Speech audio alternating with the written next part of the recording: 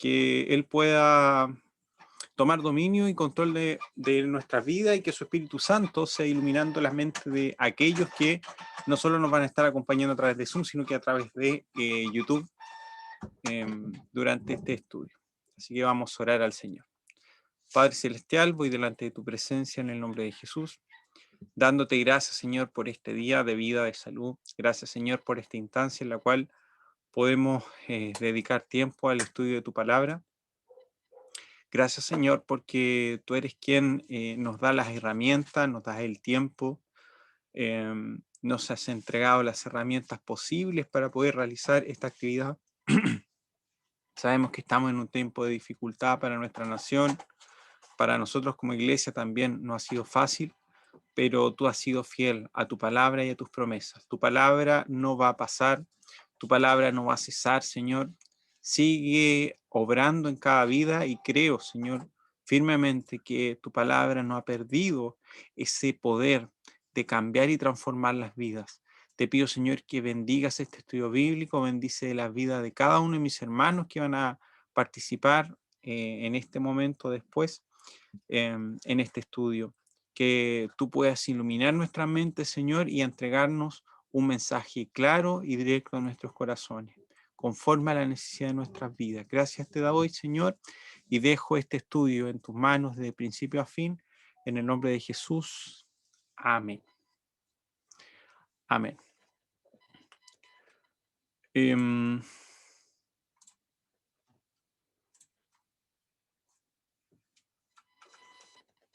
Ya.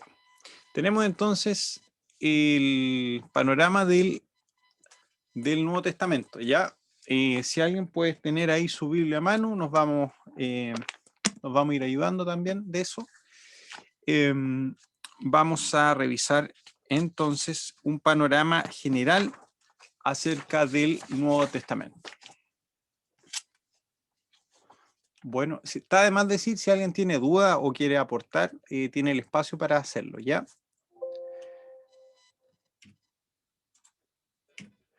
Bueno, es importante hablar del Nuevo Testamento porque el Nuevo Testamento comienza con el cumplimiento del Mesías prometido para llevar a cabo la obra redentora, con la salvación del hombre justificado en él para salvación eterna. Esto había sido prometido por muchos años, la esperanza de los judíos, la esperanza de todo el mundo, que llegara aquel Mesías prometido, aquel que traería la salvación para todo el mundo.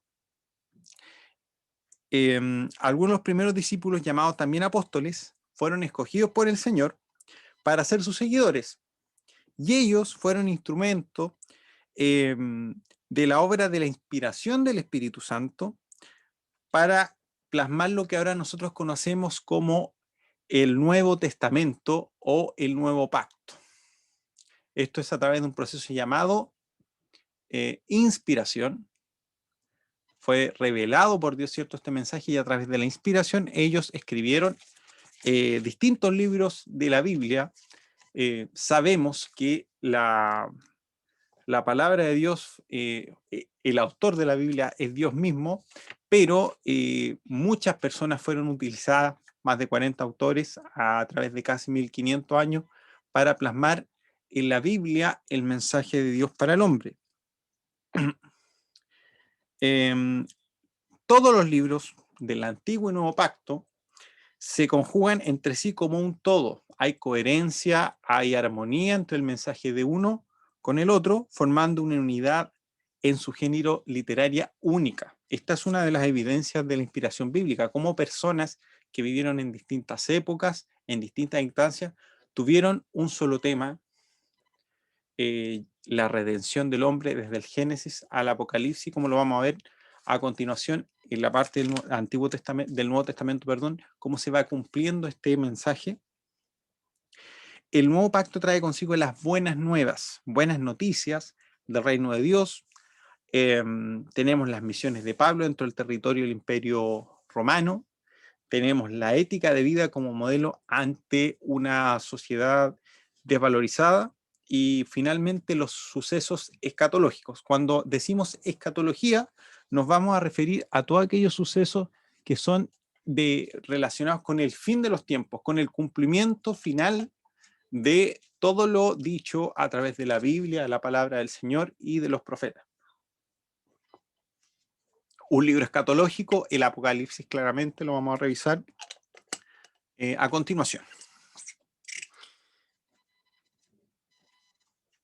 Dominando todo el Nuevo Testamento está el pensamiento característico y el concepto de cumplimiento. Vamos a ver cómo el Nuevo Testamento va cumpliendo todas las imágenes, todas las ilustraciones, todas las profecías habladas en el Antiguo Testamento, ¿ya? Y en cada uno de los evangelios el escritor presenta la vida y ministerio de Jesús en una armonía inigualable, enfocado desde diferentes perspectivas para llegar a una sola verdad, esto que Jesucristo es el Hijo de Dios. Declara profecías escritas en el Antiguo Pacto, pero que se van cumpliendo, como les dije, el cumplimiento, es importante esta palabra, cumplimiento en el Nuevo Testamento, cómo se van cumpliendo a través del Nuevo Pacto. Tenemos 4 evangelios, ustedes lo conocen, Mateo, Marcos, Lucas y Juan, y cada uno nos entrega distintas perspectivas del concepto o la imagen de Jesucristo. En Mateo tenemos a Jesucristo que se nos presenta como el Rey. En Marcos se nos habla de Jesucristo como el siervo de Jehová. En Lucas lo vemos como el Hijo del Hombre. Y en Juan se nos habla y se nos resalta la deidad de Jesucristo como el Hijo de Dios. Los 4 evangelios son importantes. Uno dirá, ¿cuál es más importante? No, los 4 son muy importantes porque nos permiten conocer a Cristo. Es la única parte que contiene 4 relatos acerca de la misma persona, distinto a cualquier otro personaje bíblico, lo que nos muestra la importancia que tiene para Dios el haberlo conservado. Es importante la perspectiva de cada evangelio. Un evangelio es algo que cuenta buenas nuevas. Eso significa evangelio, buenas nuevas. Hay 3 evangelios llamados sinópticos, Mateo, Marcos, Lucas, que cuando hablamos de sinóptico quiere decir que los debemos ver juntos. ¿Por qué? Porque relatan los mismos acontecimientos, pero desde 3 distintos enfoques. En conjunto nos dan un cuadro adecuado de la vida y la obra de Jesucristo. Y el 4 evangelio, el evangelio de Juan, es llamado el evangelio universal porque está dirigido a un público general, ¿ya? Jesús o Cristo, el personaje más importante de la Biblia, el protagonista desde el Génesis hasta el Apocalipsis. Porque decimos que el tema de la Biblia es la redención del hombre. ¿Y quién es el redentor? Jesucristo. Es el hilo conductor de toda la Biblia. Y en el Nuevo Testamento, no es la excepción, lo vemos en todos los libros como el protagonista. En cumplimiento con la profecía, vemos que Jesús nació de una virgen. Vivió una vida humilde como hijo de un carpintero en Nazaret. A los 30 años, tras ser bautizado por Juan el Bautista, fue tentado por Satanás en el desierto. Su primer mensaje implica una crisis tanto histórica como personal. ¿Cuál es el primer mensaje? Ahí tenemos la cita en el Evangelio de Marcos, capítulo 1, versículo 5. Dice,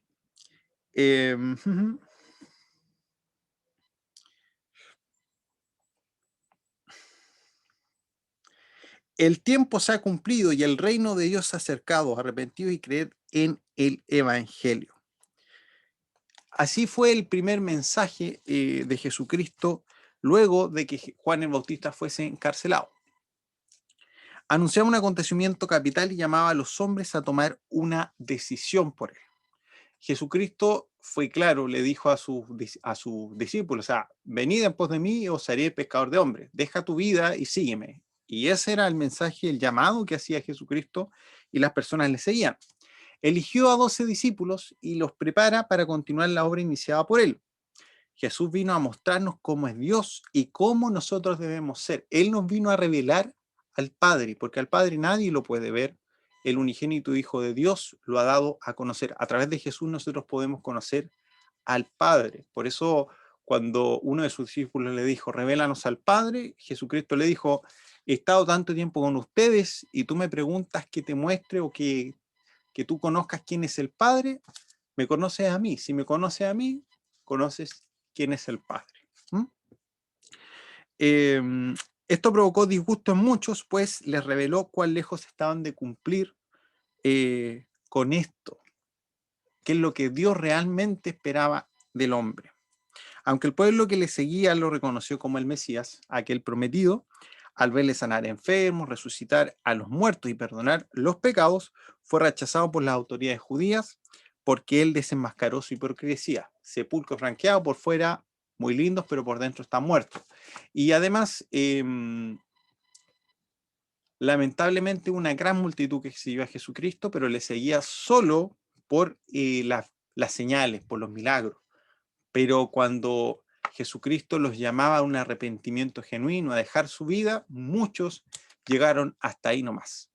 Dura esta palabra, se dieron vuelta y se fueron. Al final a Jesucristo lo acusan falsamente, ¿verdad? Y lo matan. Pero esto no es casualidad, esto no fue un accidente. La cruz también es parte del plan de salvación para el hombre. Para algunos la cruz es una derrota, pero la Biblia nos demuestra que la cruz, a través de la cruz, el Señor nos entregó la victoria. Hay un propósito detrás de la cruz, la salvación del pecador, es decir, usted y yo. Aunque los enemigos de Jesús pensaron haberle eliminado en su muerte, cumplió la primera profecía dada en Génesis 3:15, donde decía que la simiente de la mujer sería quien le diera un golpe mortal a la simiente de la serpiente en la cabeza, la de Satanás, dando la victoria. Y cuando Jesucristo resucita de los muertos, demostró que suya es la victoria sobre el pecado, sobre la muerte, sobre Satanás. Y gracias a su victoria es que nosotros podemos tener hoy vida eterna. Ya la muerte no es un castigo para todos, sino que aquellos que aceptan, se arrepienten, ¿verdad? Y reconocen la obra de Jesucristo, pasan de muerte a vida y una vida eterna. Luego de todos estos acontecimientos, ¿verdad? Jesucristo resucita, se lo revela a los discípulos y estos son comisionados a extender las enseñanzas hacia todas las naciones. No sé si voy muy rápido, pero vamos a continuar. Estamos viendo un panorama general del Nuevo Testamento. Ya vimos los evangelios. Ahora vamos a hablar sobre el libro de los Hechos de los Apóstoles. ¿Qué pasa después con estos apóstoles que son comisionados a extender este mensaje? Sabemos que los Hechos de los Apóstoles comienzan relatando, ¿no es cierto?, es como una continuación del Evangelio de Lucas que nos muestra la ascensión. Y en los Hechos comienza también con este momento cuando el Señor los comisiona. Todos los 12 discípulos son mencionados en el primer capítulo del libro de los Hechos y son colectivamente mencionados aproximadamente 23 veces en todo el libro. Sin embargo, los registros detallados son de solo 2 discípulos. Estos son Pedro y Pablo. Ellos son de los que más vamos a ver o de lo que más se ve en el libro de los Hechos de los Apóstoles. Distintas temáticas que podemos ver dentro del libro de los Hechos. Primero, el de la congregación. Nos habla el libro de los Hechos del establecimiento y el crecimiento de la iglesia y de la proclamación del evangelio en el mundo. Dijimos que comenzaba todo el relato con la ascensión de Jesucristo, seguido por la venida del Espíritu Santo ahí en el Pentecostés. Esto capacitó a todos estos discípulos a cumplir el mandato de Cristo, que era el de propagar el evangelio por todo el mundo. el libro nos narra la extensión del Evangelio desde la ciudad de Jerusalén hasta Roma. Son varios ciudades, varios países que comenzaron a conocer el Evangelio de Jesucristo. Vemos un circuito, cómo se fue expandiendo esto. Se cumple esta orden con el ministerio de Pedro y Pablo. Pablo es quien cumple este llamamiento de hasta lo último de la tierra por medio de sus giras misioneras. Él no se quedó solo en Jerusalén, sino que recorrió muchos países del Asia Menor y Europa, enseñando las gratas nuevas de salvación. También se nos va a hablar mucho de la cárcel. Su labor evangelística encuentra oposición. Pablo y los apóstoles en general fueron encarcelados, perseguidos, azotados. Sin embargo, esto no cayó al apóstol Pablo y vemos que dentro de sus prisiones escribió también cartas. Mensaje y estructura del libro de los Hechos. Tenemos el mensaje central. Tenemos el tema fundamental en Hechos 1:8. Dice: pero recibiréis poder cuando haya venido sobre vosotros el Espíritu Santo y me seréis testigos en Jerusalén, en toda Judea, en Samaria y hasta lo último de la tierra. La verdad entonces es poder testificar en todo lugar. Y tenemos la estructura del libro dividida en dos. La primera parte va del capítulo 1 al 12 y la segunda parte del capítulo 13 al 28. Tenemos que en la primera parte primero se nos habla de Jerusalén, que es la ciudad centro. El protagonista de la primera parte es Pedro. El evangelio se expande a Jerusalén, Judea y Samaria, o sea, naciones vecinas, y vemos que Pedro es encarcelado. En la segunda parte del capítulo 13 en adelante, el protagonista es el apóstol Pablo. Como centro está la ciudad ya de Antioquía, no Jerusalén. El evangelio ahora sí vemos llegar hasta lo último de la tierra, o sea, Roma, y Pablo es encarcelado. El registro termina al final de Hechos y no tiene conclusión, porque los hechos del Espíritu Santo continúan trabajando hasta el día de hoy. Nosotros somos la iglesia, nosotros somos el cuerpo, para concluir con la venida de Cristo por su iglesia. Estamos en la época de la iglesia. En esa etapa estamos viviendo nosotros. El libro de los Hechos, si bien ya se escribió, pero el Espíritu Santo sigue obrando a través de su iglesia y obrando y expandiendo este mensaje a todas las naciones. La era de la iglesia. En la creciente iglesia primitiva, con el fin de estrechar los vínculos fraternales y mantener la comunión entre los creyentes, porque es algo que no se da de manera natural. Si nosotros tomamos una actitud pasiva, es muy difícil poder mantener los vínculos fraternales, poder mantener la comunión. ¿Ya? Lo más probable es que existan conflictos y tenemos que hacer algo para superar esos conflictos. Es por eso que los apóstoles y los líderes de iglesias enviaban cartas. Estas cartas o epístolas forman parte del mensaje de Dios para su iglesia.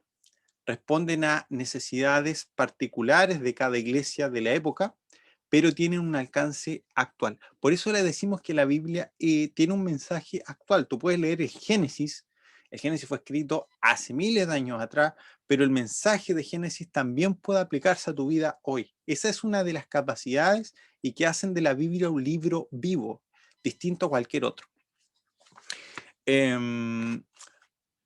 Cumplen diversos objetivos estas epístolas: exhortar, que es convencer, cambiar tu forma de pensar; testificar, enseñar; prevenir, alentar, confrontar, amonestar para aquel que se está portando mal; saludar, agradecer y consolar. Esos son los objetivos de las distintas epístolas.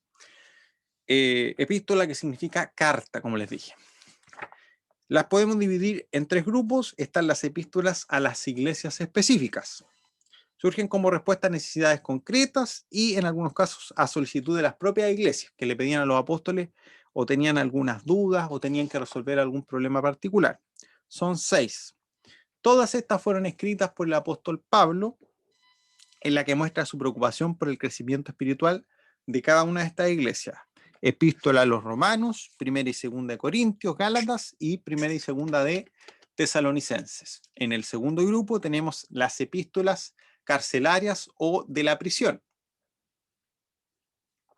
Estas fueron escritas por el apóstol Pablo cuando él ya estaba preso en la cárcel en Roma. Su propósito es brindar apoyo en situaciones difíciles. Imagínense una persona presa entregando apoyo a distintas iglesias. Aquí tenemos la carta a los Efesios, Filipenses, Colosenses y Filemón. Finalmente tenemos la epístola a los Hebreos, que no fue escrita por el apóstol Pablo, se desconoce el autor. La carta es diferente en estructura a todas las otras cartas del Nuevo Testamento y se dirige a judíos cristianos, exhortándoles a permanecer firmes en su fe. ¿Ya? Si no lo alcanzaron a notar, o si quedaron que fuimos muy rápido, ahora vamos a revisar de manera bien breve y agotada el contenido de cada una de estas cartas. ¿Ya? Y esto es súper útil para cuando ustedes quieran comenzar a hacer la lectura de cada libro de la Biblia, que tengan claro el tema y las temáticas principales de cada una de estas epístolas. Vamos a comenzar con la epístola a los Romanos. Pablo presenta la doctrina en la forma más sistemática, o por decirlo así, ordenada, o paso a paso, de toda la Biblia. Nos explica el significado de la muerte de Cristo por nosotros, ¿ah? Y cómo esto se aplica a nuestra vida diaria. Tiene casi generalmente las epístolas tienen una parte doctrinal, pero la segunda parte es práctica. Cómo estas doctrinas se aplican a nuestro diario vivir. Súper útil. Nuestra posición delante de Dios depende no de lo que podemos hacer por nosotros mismos, sino de lo que Cristo ya ha hecho por nosotros. Esto nos habla de gracia, un favor inmerecido. Nosotros no creemos en la salvación por obras. Creemos que la obra la hizo Jesucristo y por él nosotros tenemos acceso a la salvación. El tema central es la justificación a través de la fe. Versículos claves tenemos el versículo capítulo 1, versículo 16 y 17, y algunas enseñanzas que nosotros podemos sacar de esta epístola a los Romanos. Primero, todos somos pecadores. Por cuanto todos pecamos, están todos destituidos de la gloria de Dios. Pero aquí viene la nueva noticia: somos justificados por la fe. Aunque tú seas un pecador, aquel que reconoce la obra de Cristo es declarado justo por la fe. Debemos considerarnos nosotros muertos al pecado y vivos para Dios. ¿Perseveraremos en el pecado para que la gracia sobreabunde? De ninguna manera, porque si hemos muerto al pecado, no podemos vivir perseverando en él. El Espíritu Santo intercede por nosotros, mire, y ya sea que vivamos o muramos, somos del Señor. Primera epístola a los Corintios. Tema central: la conducta cristiana en relación con la iglesia, al hogar y al mundo. Esto respondía a una necesidad, a una dificultad que estaban enfrentando la iglesia de los Corintios, divisiones, problemas morales dentro de la iglesia. Estaban con hartos problemas y por eso se escribe esta carta. Tenemos ahí versículos clave, capítulo 10, el 12 y el 13, versículos 12 y 13, algunas enseñanzas importantes. Todo me es permitido, pero no todo me conviene. Somos templo del Espíritu Santo. El amor nunca deja de ser. 1 Corintios 13 nos muestra las características del amor de Dios, es amor ágape. En esta carta se destaca la celebración adecuada de la cena, la Santa Cena, y el origen y el uso de los dones espirituales, entre otras cosas. Segunda de Corintios, tema fundamental, es una carta muy personal y emocionalmente intensa, porque el apóstol Pablo habla mucho de su ministerio, de su intención de seguir a Jesucristo, donde tú puedes ver el corazón del apóstol Pablo. Es muy, muy emotiva esta carta, muy personal. Y podemos ver la autenticidad del apóstol en su carácter, sus conductas y en sus creencias. Algunas enseñanzas importantes: Dios es consolador y nos consuela para consolar a otros. Mire, Dios siendo rico se hizo pobre por nosotros y finalmente seamos de un mismo sentir, vivamos en paz. La epístola a los Gálatas. Tema principal: la doctrina de la salvación y justificación por la fe y la defensa de la libertad del creyente contra la ley y el legalismo. Esta es llamada la Carta Magna de la Iglesia porque defiende la libertad cristiana. Habían personas que estaban buscando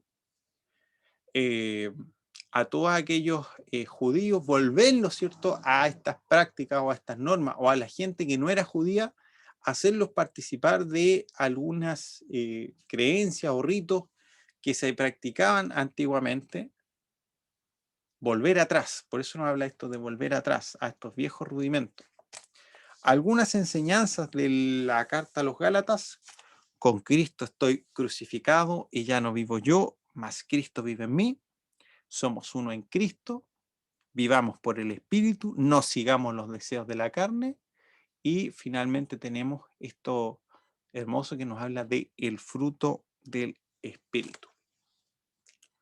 Vamos bien rápido porque estamos haciendo un recuento general solamente, no estamos yendo en profundidad de analizar cada una de estas cartas, sino que es para que usted tenga una visión general, global, cosa que cuando usted haga un estudio detallado tenga la idea un poquito más ordenada.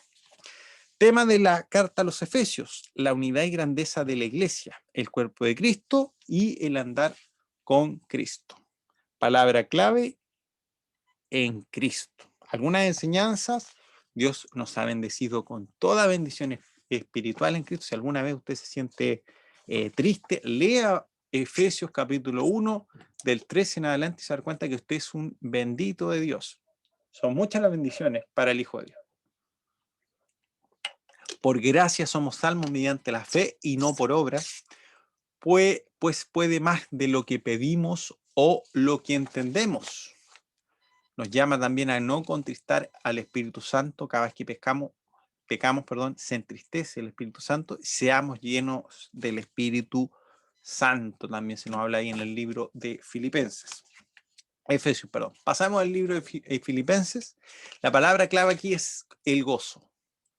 El gozo, pero en todas las circunstancias. Si usted se recuerda, Filipenses, Efesios son cartas que dan mucho ánimo y son cartas escritas por Pablo en cárcel. Qué grande, qué grande es el Señor de entregar este mensaje en tiempos tan difíciles. Algunas enseñanzas: el vivir es Cristo y el morir es ganancia.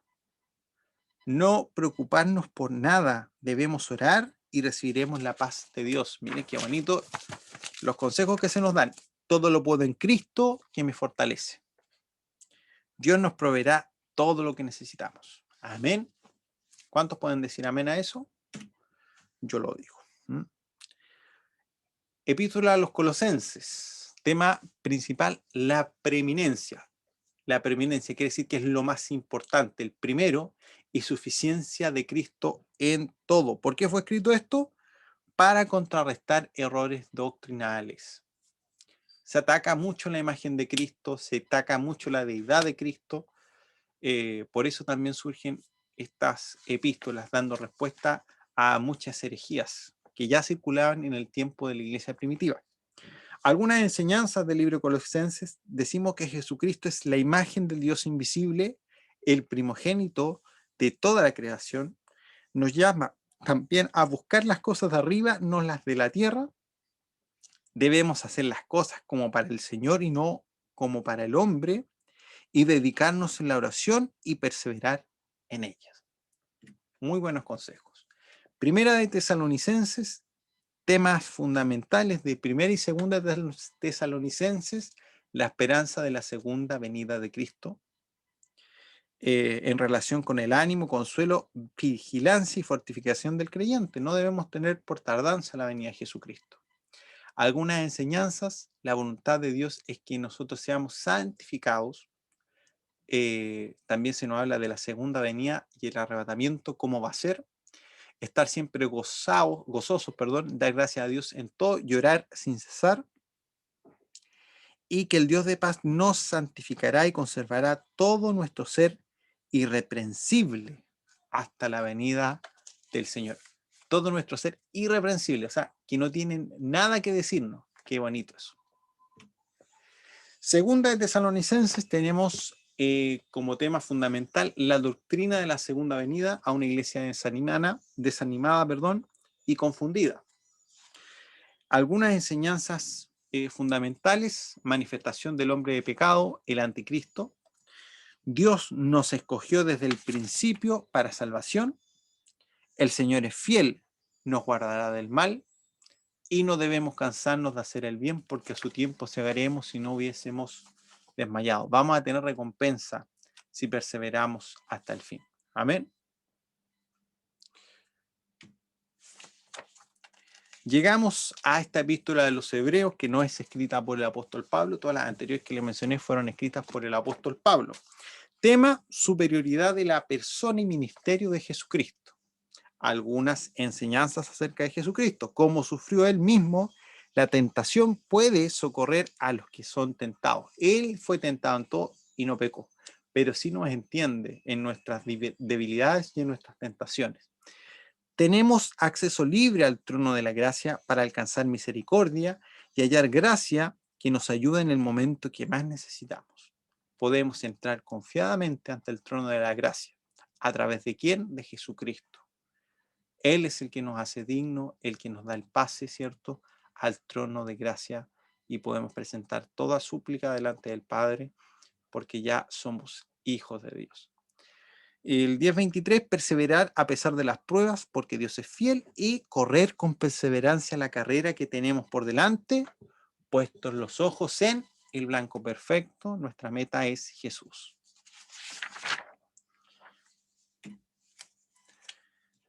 Seguimos con las cartas. A las cartas pastorales, que son escritas a aquellos que tenían el cuidado de los rebaños de Dios, a aquellos pastores o líderes, ancianos de las iglesias. Timoteo, por ejemplo, estaba sirviendo en la iglesia en Éfeso. Cuando Pablo le escribió esta primera epístola, Pablo escribió esta carta después de su liberación de la prisión en Roma, la primera vez, porque después fue preso de nuevo. La segunda carta a Timoteo fue escrita durante el segundo encarcelamiento de Pablo. Timoteo es uno de los cristianos más devotos en el Nuevo Testamento. Él fue un amigo muy cercano del apóstol Pablo, uno de sus más cercanos hasta el final, y Pablo se refiere a él como un hombre de Dios. El nombre Timoteo aparece 24 veces en el Nuevo Testamento. Primera de Timoteo tenemos como data el 63 al 66 después de Cristo. Tema: instrucciones para la iglesia y sus ministros. Algunas enseñanzas: Cristo Jesús vino a salvar a los pecadores. Dios es el Rey de los siglos, inmortal, invisible, el único Dios.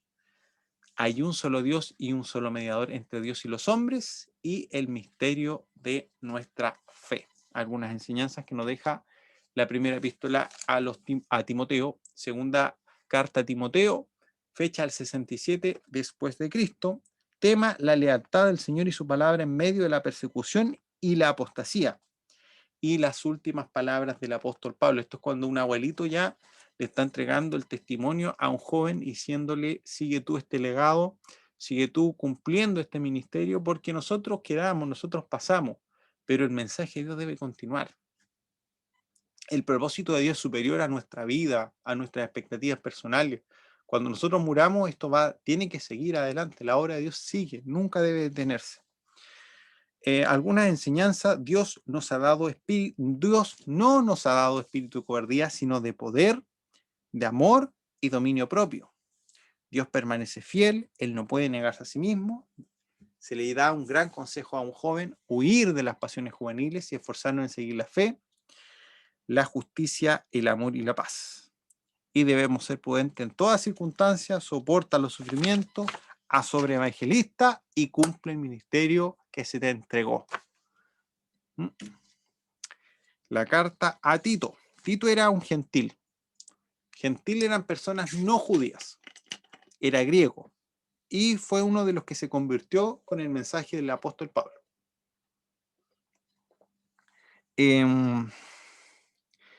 Son más o menos contemporáneos, ¿cierto?, con la epístola de Primera de Timoteo, si se dan cuenta. Tito llegó a ser muy apegado a Pablo. Al tiempo de esta carta, Tito estaba en la isla de Creta. Los cretenses eran parientes de los filisteos y tenían reputación de ser personas mentirosas, malas bestias, glotones y ociosos. Así se refiere a la gente que estaba ahí en Creta. Tito tenía que fortalecer el trabajo en la iglesia que había sido establecida allí. En primera y segunda de Timoteo, Pablo enfatiza la doctrina, pero en Tito enfatiza la responsabilidad. La doctrina de las dos primeras se ha adornado por medio del hacer. En Tito se complementa. Unas son más doctrinales, pero Tito es muy práctica. Tema de la carta a Tito: apelación al ministro a guardar la sana doctrina y andar en fidelidad. Algunas temáticas que se abordan en el libro de Tito: la gracia de Dios es para salvación.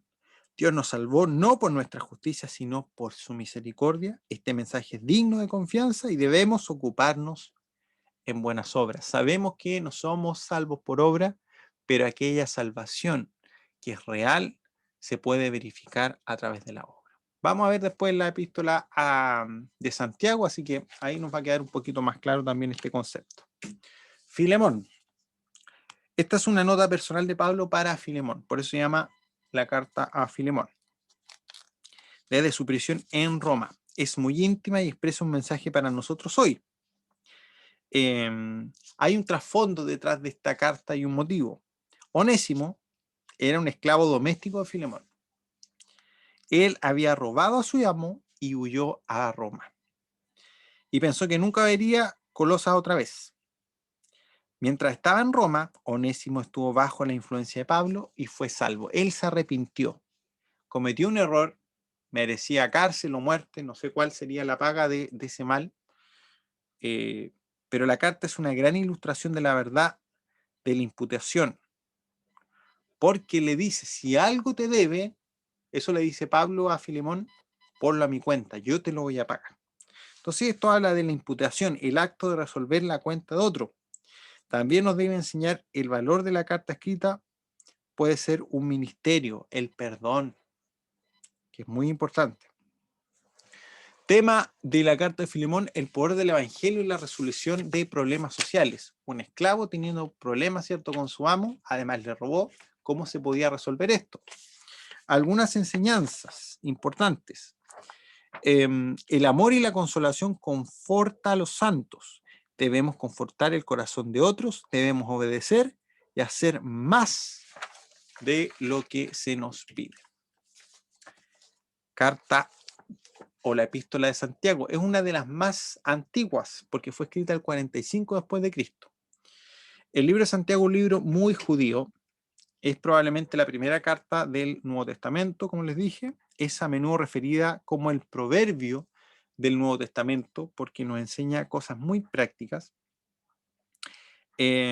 Santiago era el medio hermano de nuestro Señor Jesucristo y era hermano de Judas, que fue otro que escribió una epístola. Él escribió esta carta a los cristianos hebreos. No debemos olvidar que esta misma gente no había cesado de ser judía. Eso es importante. Eran judío cristiano. La carta está dirigida a las 12 tribus que están en dispersión. Entonces tenemos a Santiago y se nos habla de un cristianismo práctico. Algunas enseñanzas: tengamos gozo en medio de las pruebas, porque la prueba de nuestra fe produce paciencia. Hay un fin detrás de la prueba. El que tiene falta de sabiduría, que la pida a Dios. La sabiduría se muestra por una buena conducta y debemos someternos a Dios, resistir al diablo y huirá de nosotros. Cuando nos humillamos, Dios nos exalta. La fe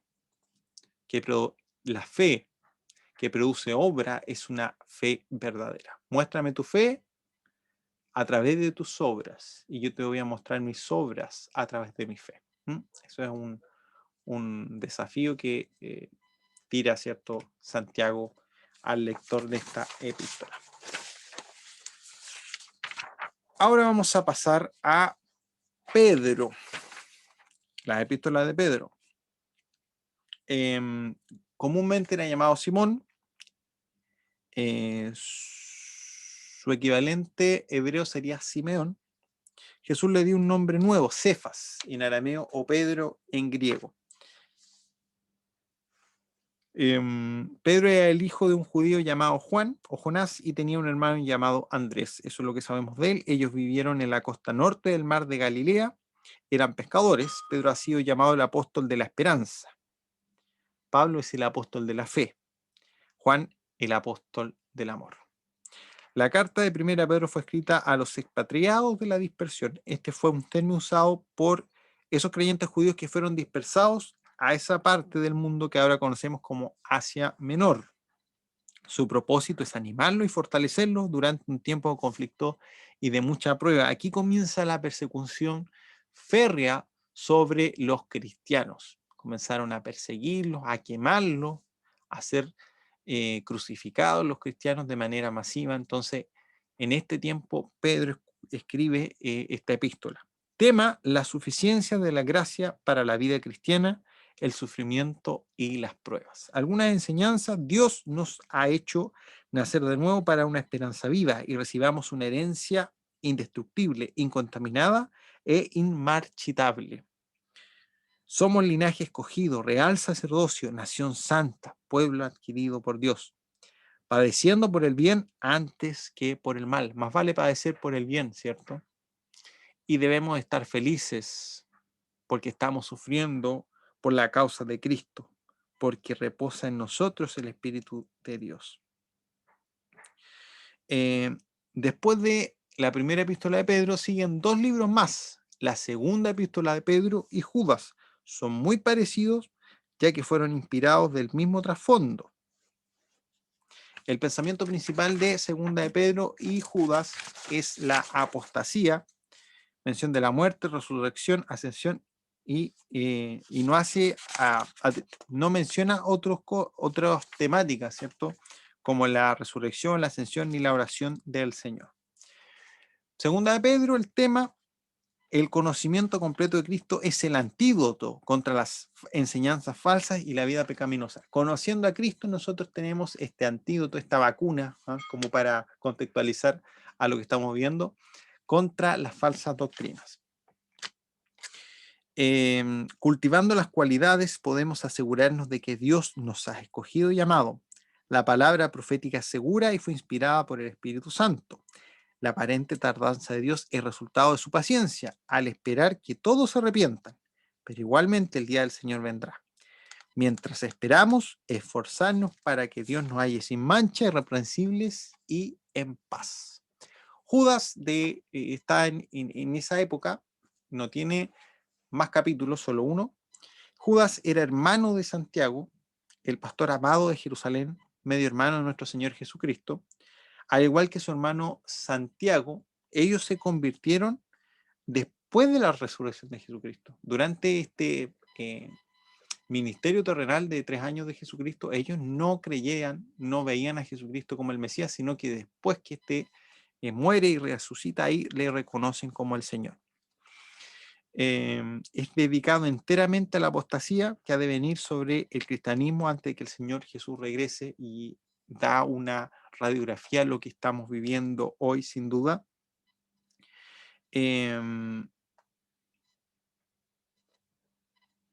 Pedro, si podemos decirlo así, colocó a los falsos maestros en el futuro, pero Judas los coloca y los vio en el presente. El tema del libro de Judas es la advertencia contra los falsos maestros. Tenemos algunas temáticas importantes: combatiendo a favor de la fe dada a los santos, mantenerse en el amor de Dios para alcanzar la vida eterna. Cristo es poderoso para guardarnos sin caída. Él es el único y sabio Dios. Y vamos a pasar a las epístolas de Juan. Ya estamos terminando casi el Nuevo Testamento. Ya estamos haciendo un panorama general, como les dije, una pequeña pincelada por cada libro de la Biblia, escrita en el 90 después de Cristo. Juan es el mismo que escribió el Evangelio de Juan y el libro del Apocalipsis. En el Evangelio de Juan, él nos describe como ovejas en su redil. En esta epístola nos habla a nosotros ya como miembros de la familia de Dios. Tema: el amor a Dios reflejado en nuestras relaciones interpersonales. No podemos decir, a ver, quien dice que ama a Dios y no ama a su hermano, dice la primera de Juan, que es un mentiroso. Alguna enseñanza: Dios es luz y no hay tinieblas en él. El que dice que permanece en él debe andar como él anduvo. Testimonio: por el amor del Padre somos llamados hijos de Dios, y el perfecto amor echa fuera el temor. Tenemos la segunda epístola de Juan, cuando él ya se identifica como el anciano, escribió esta pequeña carta a una señora elegida, es personal, una carta con una nota personal para una persona real, no es para una iglesia local. Y esta carta fue escrita en la ciudad de Éfeso. Tema: la práctica y la protección de la verdad. Algunas enseñanzas: el gozo de andar en la verdad, el amor se expresa en la obediencia, el que no confiesa que Jesucristo ha venido en carne es el engañador y el anticristo. Al que trae esta doctrina no debemos darle ni siquiera la bienvenida. Eso dice: no lo recibas en tu casa. Cualquiera que niegue la deidad de Jesucristo. Y tenemos finalmente la tercera epístola de Juan, que es una epístola de aliento y reprensión, y nos habla de tres personalidades distintas, y así podemos sacar nosotros enseñanzas prácticas para nuestra vida. Algunas enseñanzas: el gozo producido porque nuestros discípulos andan en la verdad y nos conducimos fielmente cuando servimos a los desconocidos. Aquí hay tres personajes importantes: Gayo, Diótrefes y Demetrio. Gayo es aquel que anda en la verdad, tiene buen testimonio, la gente lo quiere. Diótrefes es aquel que le gusta el primer lugar, aquel que es capaz de hundir a su hermano para él poder destacar. Él está por los aplausos, por ser visto.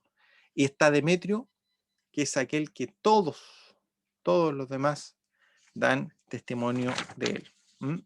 Ojalá que ninguno de nosotros seamos ese Diótrefes, sino que podamos ser Gayo o Demetrio. Y vamos a terminar el Nuevo Testamento con el libro profético del Apocalipsis, que está datado del 70 al 95 después de Cristo. Con este libro se termina la revelación de Dios.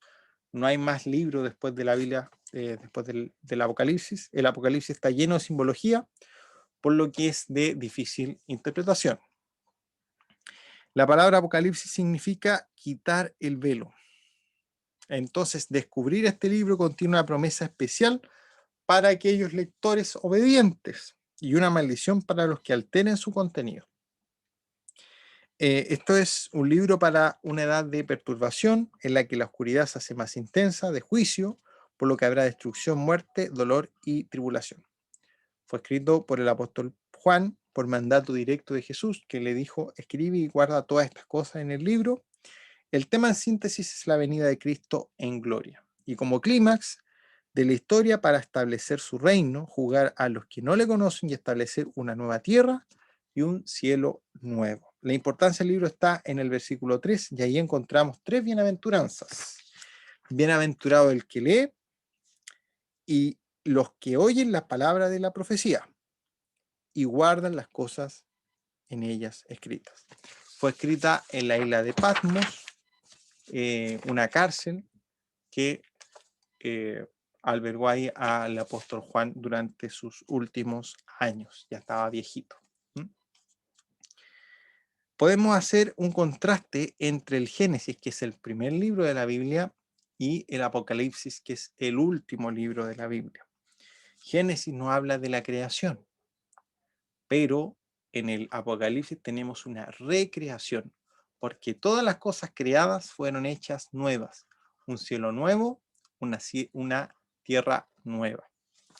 Tenemos un tiempo determinado, ¿cierto? En el Génesis, En el Apocalipsis ya no hablamos de días, años, sino que entramos a la eternidad.